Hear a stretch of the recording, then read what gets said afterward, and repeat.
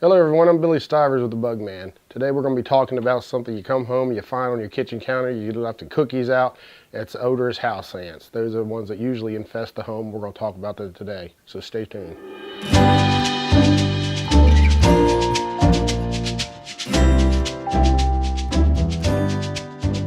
Okay, with the ants as you're going to see in the kitchen, they're generally going to be a type of ant called the odorous house ant.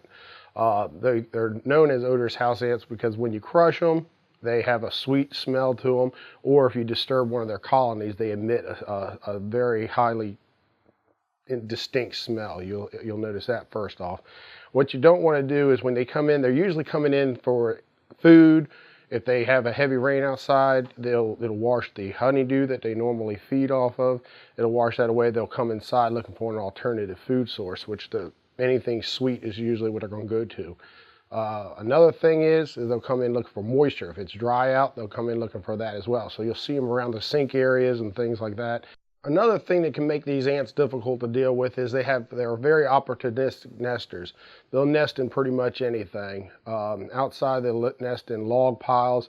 I've seen them pretty much in anything. Underneath splash blocks, leaf piles, they get underneath there. It's like a bunch of shingles for them, so they'll nest in there. A lot of common areas that people overlook is their roof line. Roof debris will get up on there on the roof and hang up there, and they can nest in there. Gutters, clogged gutters, that will promote them because the moisture gets behind the fascia board, and they'll nest in those areas as well. They can also nest in wall voids. If you ever had a plumbing leak underneath the sink or anything like that, they'll nest inside that wall void. That's why it's best that I feel is just to put the bait outside. That way, if they are living in a wall void, you can promote them and drag them outside. That'll get them to go outside for that bait. The baits they work a little slower than the sprays, the contact insecticides, and it's intended to do that. That way it gives them the opportunity to take it back to the colonies. Another thing is these ants have numerous queens, and if you spray these products, they can actually force them to split up and form satellite colonies, so there can be many nests other than just one nest. That can add difficulty to it as well. All right, what these ants are coming in looking for is anything sweet, any type of food source. They'll send in these foragers and scouts to look out for things. And once they find something, a little drop of Kool-Aid, it doesn't matter. You can be pretty clean and they'll still find something. And what they'll do is they'll feed on that, and then they drag their abdomen back to the colony. They'll leave like a pheromone trail down for the other ants to say, hey guys, it's all in here. That's what they're following. So when you see ants trailing, they're following a pheromone trail. They're not actually looking at the guy in front of them and saying, hey, let's follow this guy. That's how they work. And with these ants, we can get rid of them, but what you'd want to do is probably go with an ongoing service where we come out and we treat the areas along the perimeter and do a spray, because these ants are going to keep coming in from other areas.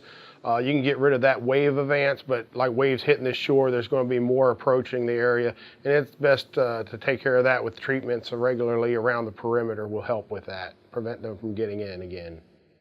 And these odorous house ants, once you get rid of them, they can't approach from neighboring yards. They do not have a jurisdiction that they go by.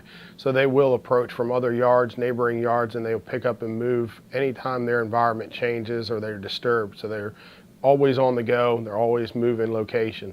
We're going to step outside, and I'm going to show you some of these areas to look for and some conducive conditions to help avoid attracting them to your home. Here's an area here. This is a crepe myrtle here. These are pretty prone for ant activity. They're usually going up and down these. You'll see them in the summer. They feed on the honeydew that these things produce. A sweet sap is what they're feeding on. A lot of times, and another thing these things are commonly known for is they have a lot of buildup, a lot of leaf debris in the bottom. Especially these overgrown ones, they create like a crown, and the leaves will build up in there, and that's a great harborage area for ants. A lot of times you can stir them up and you'll have ants pouring out of there. Anytime that gets flooded out or something changes, they're going to go to the nearest thing, and that's your home, and that's right up the foundation, and go inside and look for an alternative food source. So keep an eye on these areas.